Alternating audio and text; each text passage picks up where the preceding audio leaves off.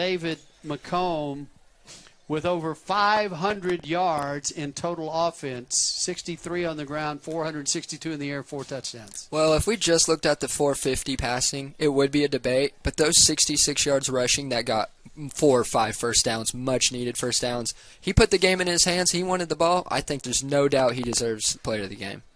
Player of the game brought to you, offensive player of the game brought to you by Oklahoma Christian University. You're wanted at OC. Visit oc.edu to find out more. In 2 games now, David McComb has thrown for 867 yards. Unreal. He is averaging 430 yards per game passing. Our difference maker of the game from Insurica. Learn more about the Insurica difference at Insurica.com. Insurica is specializing in you. Yeah, we tried to give him the touchdown, but Levi Peck, that was yours. But Karen Padula, the difference maker. They could not stay with him. He was too physical for the DBs. Went up and made catches. He ran with the ball, a 54-yard catch, 2 touchdown passes. A difference maker for sure in that comeback. There's big receivers, and then there's fast receivers. And then there's number 1, who is a perfect blend of both. Sometimes he gets away with some offensive PI, but when you're that big, what is the ref supposed to do? He just looks like he's out there playing with JV middle schoolers. He's just the biggest wide receiver out there, and he is dominant.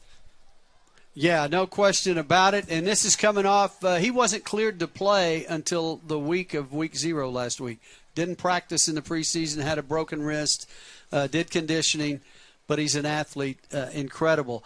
Let's give some love to the defense. They gave up the quick touchdowns. They fell behind, but they made the stand at the end, especially on the play that got the ball back. Whether you think it was an interception or not, they would have gotten the ball back on 4th down and had the chance to do that drive.